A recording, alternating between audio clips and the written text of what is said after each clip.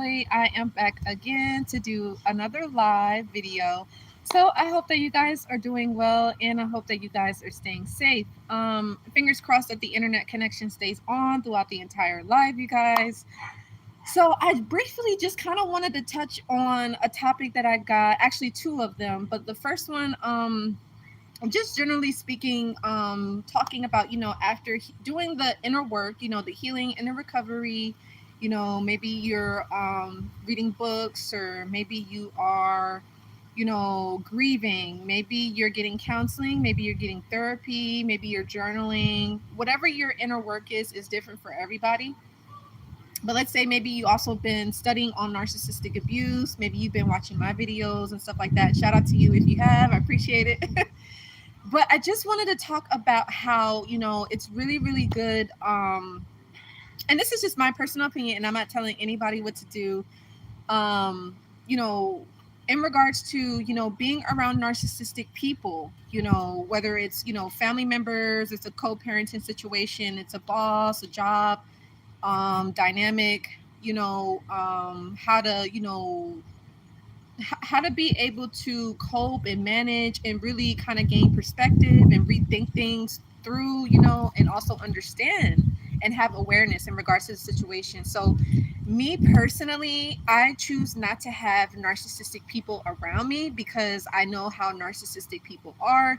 Now, we all know that narcissistic people are very good at, disclosing themselves, or being very deceptive, being very cunning. And so sometimes you may not know if a person is narcissistic until, you've been around them for a while, and you spending time with them, and you see how they treat you, you see how they talk to you, how they behave, and that sort of thing. So, you kind of get a feel if they may be narcissistic, right?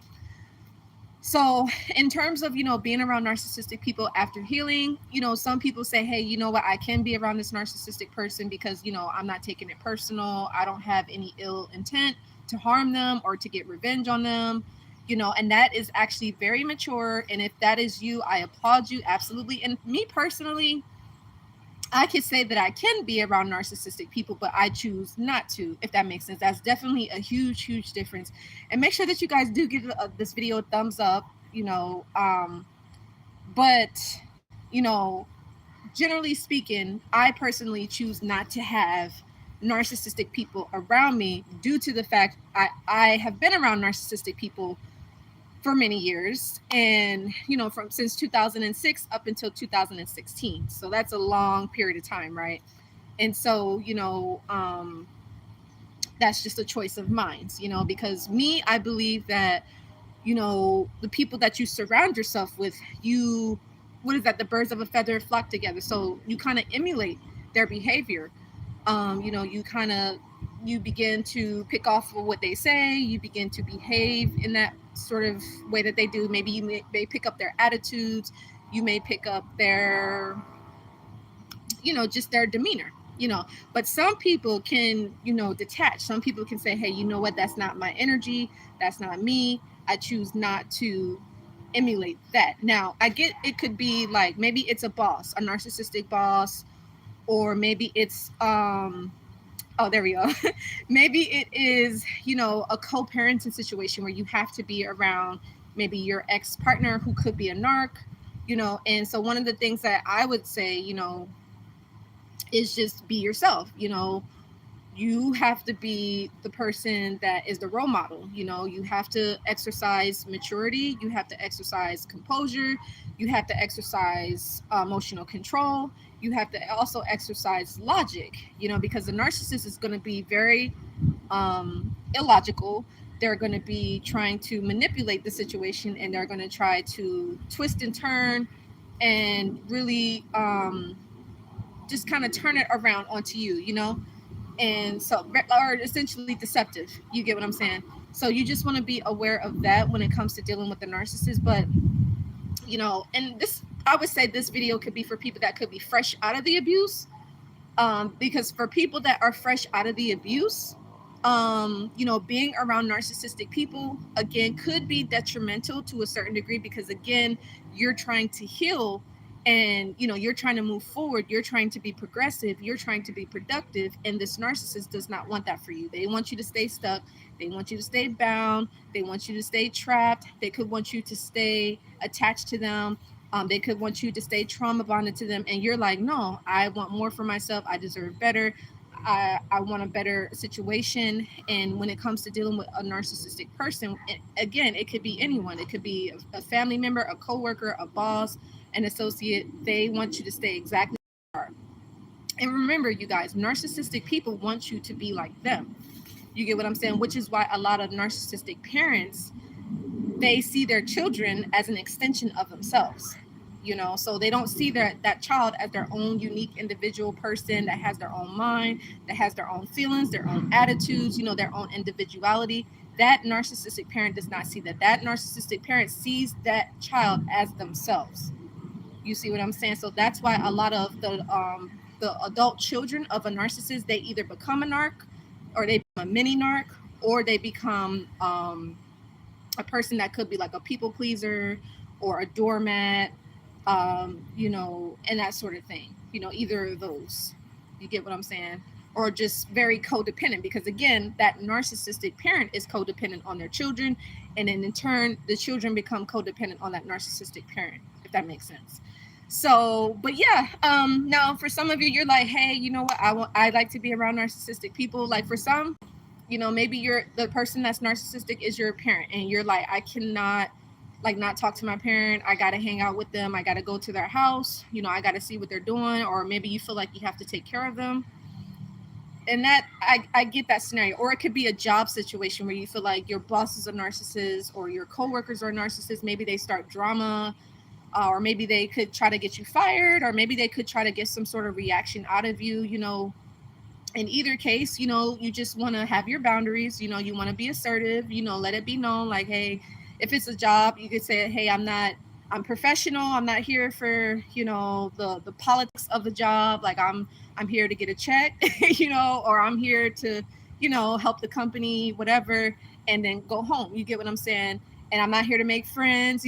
People at jobs, sometimes they like to make friends, and sometimes it kind of backfires on individuals. So you can make it clear, whether it's to the boss or other people, maybe you could stay to yourself, or stay in your own lane, focus on yourself. And if people want to say hi to you, say hi, but it's not like you're getting super super duper close, because the thing is with narcissistic people, they like to get close, get information out of you so they can use that against you. And that's another thing that I notice about certain jobs. You do want to be careful, and I'm saying this from personal experience. If you go on a job interview, and again, I'm not telling anybody what to do, by the way, but I'm just saying, like, what I've experienced is be mindful of narcissistic coworkers or narcissistic bosses. And maybe this could be like, we could make a part 2 video on this, but the bosses that try to get too close to you too soon, be careful with them, because a lot of times that's not who they really are. If your boss, your narcissistic boss, or maybe you don't know if they're a narc, but you may want to find out if they are. One of the ways that you can tell is if they try to get too much information out of you too soon, or they're being too it could be their way of love bombing you. Narcissistic bosses or narcissistic coworkers can love bomb as well. And that could just mean, wanting to get up in your personal business, or try to find out, the things that you like or dislike, and, offering things at the job, just being a little bit too, inviting, or a little bit too comfortable with you too soon. Be careful, because a lot of times they're going to flip within within a blink of an eye. They're going to flip. And I'm saying that, like I said, you guys, because that happened to me. If they flip on you, just try your best to be calm.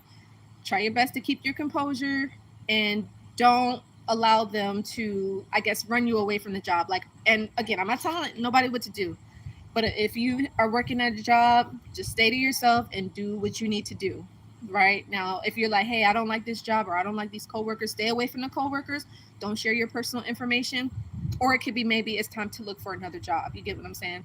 But in terms of the family dynamic, let's say your the in-law is a narcissist, or your parent is a narcissist, and you're like, I want to be around them, even after you let's say maybe you're healing, but it hasn't been many, many, many years.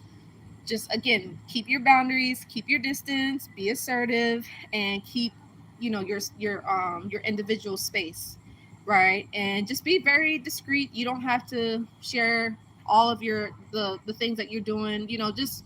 Just keep it very generic, keep it simple, to the point, one word answers whatever. Now, if this has been years, let's say it's been 5, 6 years, 10 years, and you like, okay, I want to be around people that may be narcissistic, but I need to be around them. If you find yourself having that situation, then again, know what it is that you're dealing with. Work through understanding what your triggers are. Work through understanding what your insecurities might be. Work through understanding, what is going to cause you to have certain reactions, so that way you don't behave in that way. Because the thing is, when you have those sort of reactions, you're giving that narcissist power, and that's something that you do not want to do, right? So I hope that made sense, you guys. I would love to know, are any of you guys watching, are you around narcissistic people after your healing and recovery, or do you choose not to be around narcissistic people after your healing and recovery? I would really love to know. Because like I said, me personally, I'm just like, to avoid any drama, to avoid any confusion, to avoid any, mayhem or any confusion. I don't know if I said that or not. I'm like, if they're a narcissist and I know, no ma'am, no sir, I'm good. It's nothing against it. And it's no ill intent. It's no like holding grudges, or excuse me, it's no like bitterness, no resentment. Nope. I wish you well. I wish you the best. But you know what's going to be allowed in your space and what's not going to be allowed in your energy or your environment. You guys get what I'm saying? So I would love to know what's your guys' take on that. How do you feel in regards to that situation and scenario?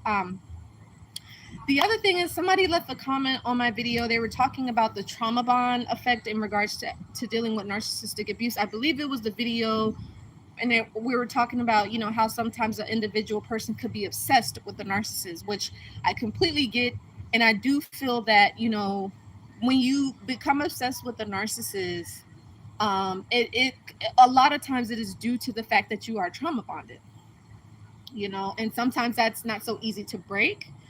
But being trauma bonded, again, it takes, you having to really become independent of that narcissist and really take back control of your identity, your sense of self.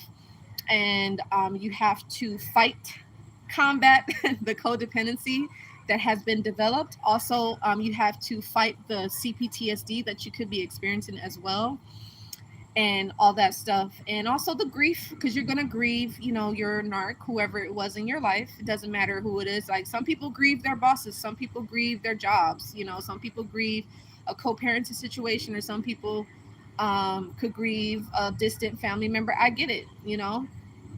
And so, and the thing is, if you're like, well, what is a trauma bond? So the trauma bond is the dynamic to where, let's say you're the victim, and then you have somebody in your life that's an abuser, right? It doesn't necessarily have to be a physical abuse. It could also be verbal.